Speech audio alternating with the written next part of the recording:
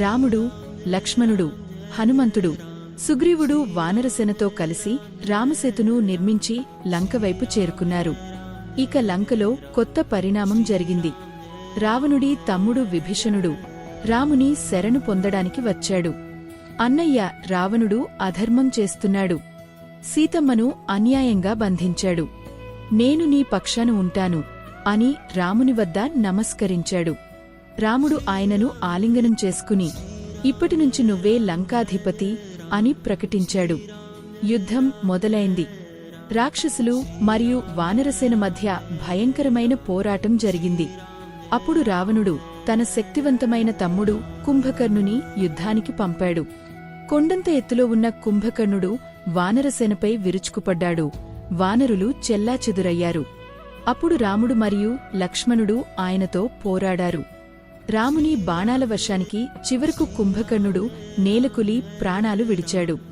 ఆ మరణవార్త విని రావణుడు ఉగ్రరూపం దాల్చాడు.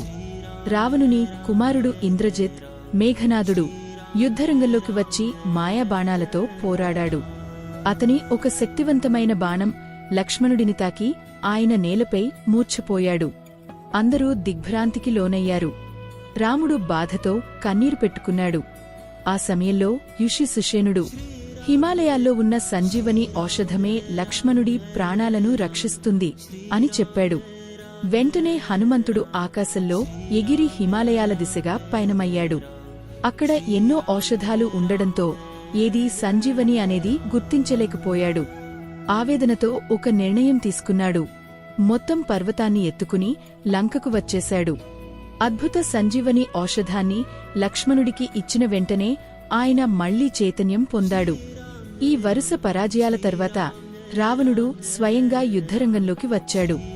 అతని 10 తలలు మెరుస్తూ భయంకరంగా కనిపించాయి. ఇద్దరి మధ్య ఆకాశం నిండా అగ్నిజ్వాలల వర్షం కురిసింది. రావణుడు మాయలు ప్రదర్శించాడు.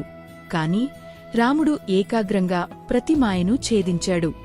ఆఖరికి రాముడు ఆదిత్య హృదయం జపించి శక్తిని పొందాడు. తరువాత తన ధనుస్సుపై బ్రహ్మాస్త్రాన్ని ఎక్కించి ఏకాగ్రతతో రావణునిపై ప్రయోగించాడు. ఆ బాణం రావణుని హృదయాన్ని ఛేదించి అతని 10 తలలు ఒక్కొక్కటిగా నేలపై పడిపోయాయి.